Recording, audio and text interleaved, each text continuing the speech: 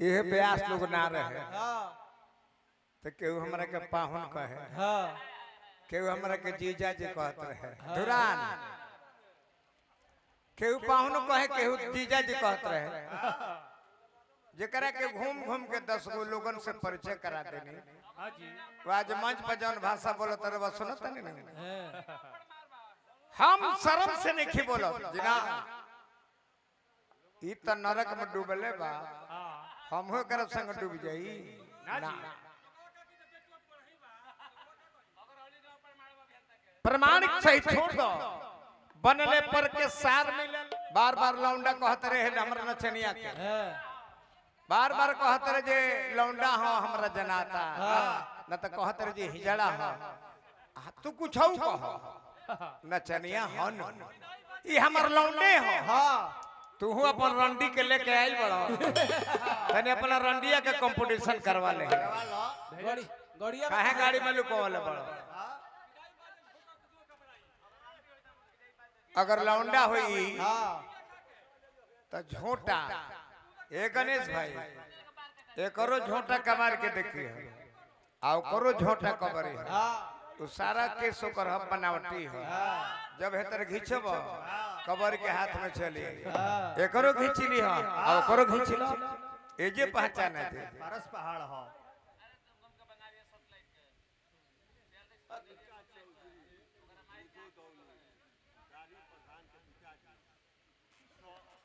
भाई हमरा अम्बिका चौधरी जी दारे जी के पिताजी हैं हजारों हजार रुपया पुरस्कार देले बनी हमरो के इनको के साझा जी कहां लो कइल बा खुजड़वा अब हो हिजड़ा जी आओ पारस पहाड़ ए हिजड़ा भाई आओ तन नपौल कर लिया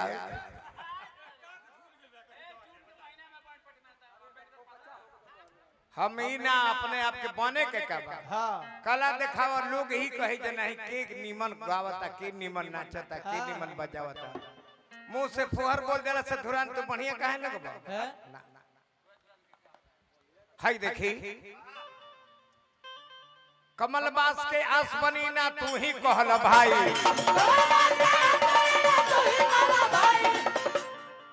अरविंद अजीत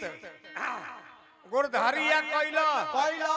बनौनी ब्यास ये भाई तबो तू आज अरे सरवा हो जलन स मुदैया सुनाए भाई सरवा हो गई मुदैया सरवा हो गई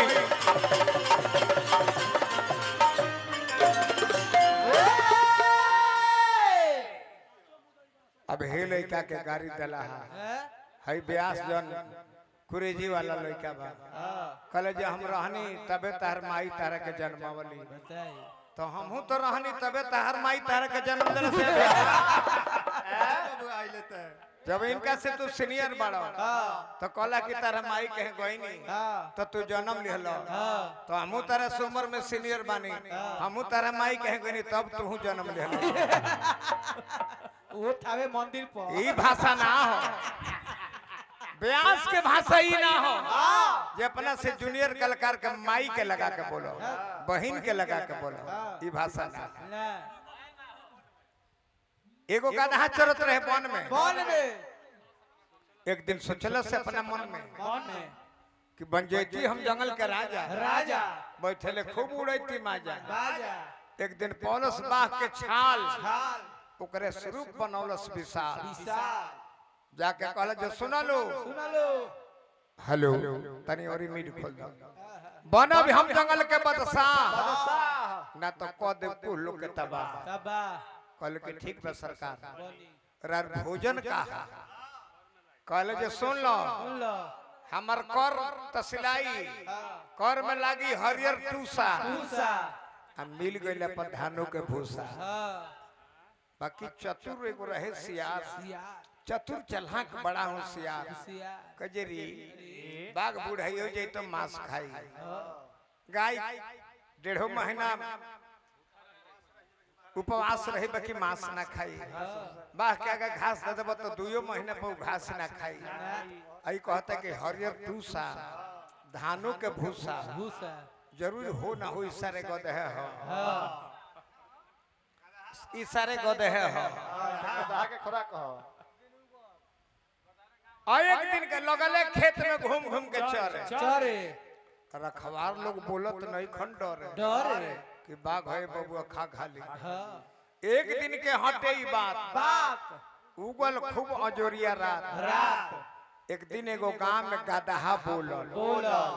तो सुन के बोली उनको मंडोलल डोला कि केनियो बेरादरे चिची आइले बड़े तले ऊपर मुड़ी कोई के बोलल बोला ले आय अपन भेद अपन ही बोला ले पहले से चरवा हवा दौरी दौरी अब मारे लगले सन लौरी बाहर भाई गदहा के अकल अकल आ नकल कबहू ना होला आखिर तई गदे है नु हेलो के शिकायत करता है शिकायत का करता है का कि आजकल के ब्यास खूब गाड़ी चमचमातिया एगो बोतल एगो पानी के गिलास एगो नचनिया अच्छा ही बने का अच्छा माननीय श्री घनश्याम पांडे जी जनाड़ी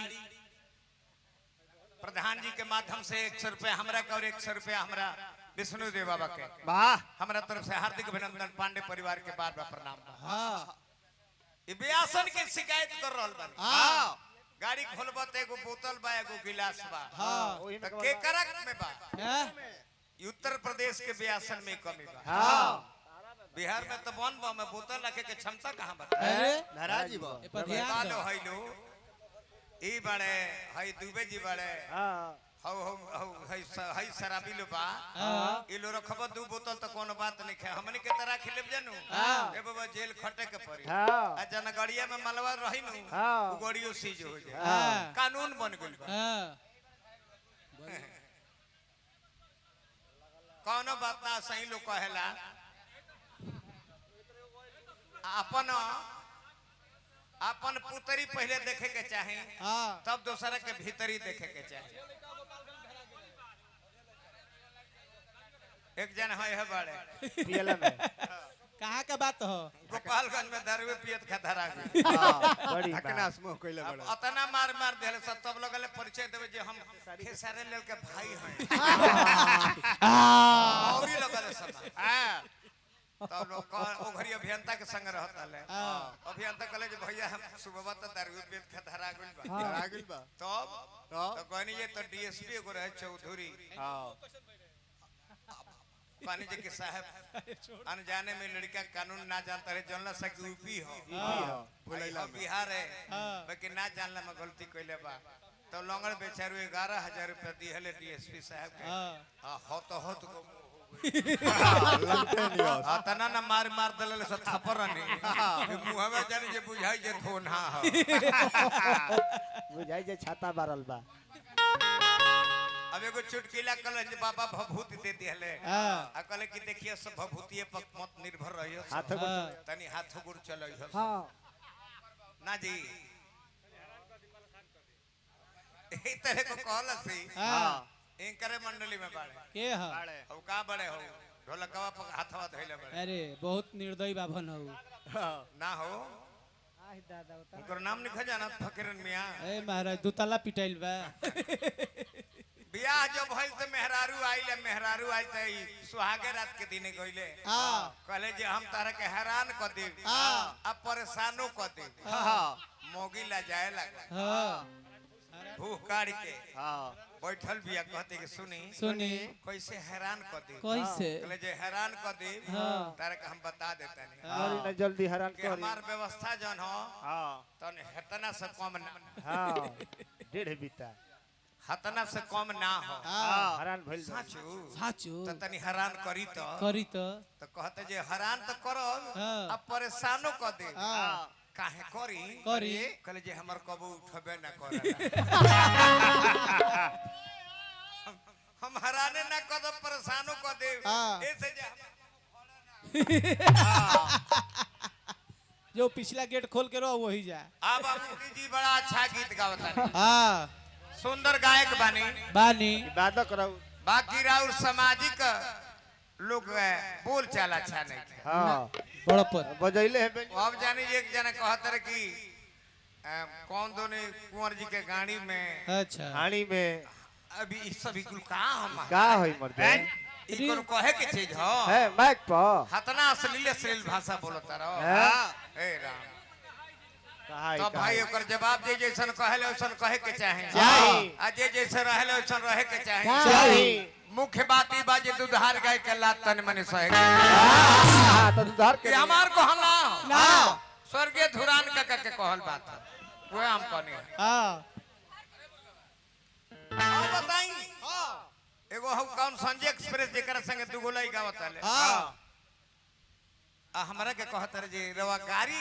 गाई ले हाँ अब पाछा से रवा के लोग गाड़ी देला हाँ। तो का हो गइल हमर मार्केट ढह गइल बा का तू वो तो लोग गाड़ी दे रोरो देवे शुरू कइले ही बानी हाँ कुंवर जी के गाड़ी में हाँ हाँ एकुल कहत नहीं है रे हाँ। पतो ही के कहीं चियारी मत अब कुल लोग तक कबार के थाकल भी नया नया ई जन्म ले ले अरे ई बोझा बनी है। एगो महतारी अपना बेटा के दूध पियावे हाँ लइका बात सहलुलई में कहे जे माई ले माइले है तबाल दी तबाल्दी है तबाल दी तबाल्दी महतारिया हंसे हाँ। कि हमर बाबूआ पियो पियो। आ पी के करे के जियो जियो। ना त तहर बाबूजी कबार के थकल है हाँ। तो ई तहरा से कबरे वाला उ लगले जिलेबी छने। वही का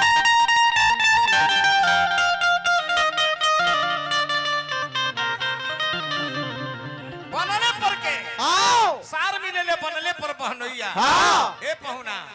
हमरा के कहले जे राउर सार संग गावतनी राउर पाहुन है त तू त हमरा के भैया कहत रहन ते तोहरो तो पाहुन लगले नु ऐसा काहे कहत रहे जे हमरे खाली पाहुन हवे हाँ। ई तोहरो पाहुने हवे तार फूफा तो लगे है ना अरे तोरी कि इनको बियाह भई हाँ तो सुबह के सिखौलर नहीं है जे के करा से हाँ तरवा कनी हां जे कोनो कुतिया से नान भइल है कोनो कुत्ता नानू हवे बताई तो कनी है नहीं इनको बियाह भइल हाँ से इनको बियाह भइल कथी से कोनो ई सुअर नानू हवे हाँ। कि सुअर हवे माने सुअरी से बियाह नानू भइल जे ई सुअर हवे हाँ कोनो छावला चल रही है। एकरा पर ध्यान दो हैं? का के करे के बोले के चाहे हां कुछ लगा के कुत्ता कह देना सुअर कह देना सुअर कह देना अरे। ई सब अच्छा बात ब्यास में तो माइक बहुत अच्छा बा लेकिन ब्यास जन बात तो न लायक बा दो तीन को डोबाड़ा है नहीं बड़े सब बोलता रहे सब। अब बताई अब पाहुन दमाद कुल बनौले हैं हां सारा अब तो आप ही जानने हैं कि नहीं काशीदास बाबा इनकर मुंह से खास लागत हम पहले ही कहूँ कि तू दंत कथा कहता रह हम ओरिजिनल चीज कहता नहीं हां जी एगो डब्लू प्रधान शिशुपाल बोला उसी समय उसका सर भी काट लिया गया था हां जी तई लगले हैं कहे जे पाहुन त दमादी ई भाई कौन तू कहानी गावत रहा अरे फल फूल के हाल का जानी जे खइले बा मड़ुआ बांस के जरी बांस जमेला रंडीन के पेट से भरुआ कहले भेड़वा असली ह गणुआ। हमरा के भड़ुआ कलर ला हाँ कले है जे रंडी के भड़ुआ का जानी यही से कहे के पड़ल त जवाब तो दिहल जरूरी बानू हां जी बाकी हम छाया बाद में दी हाँ तू नंगा कर देता रहा ना तू गायक नहीं खो तार नालायक में नाम भूल चल जाता हाँ तू डोमाड़ा बड़ो खोमड़ा बड़ा बड़ा समय हो हाँ जेकरे का हम ही बनौले बनी वो हमरे के आज केहू पाहुन बनता केहू सार कहता केहू डोमड़ा कहता केहू खोमड़ा कहता केहू भेड़ुआ कहता ई दोस्त के कर हो हमार हो हां जी ई सब हमार दोस्त है बबुआ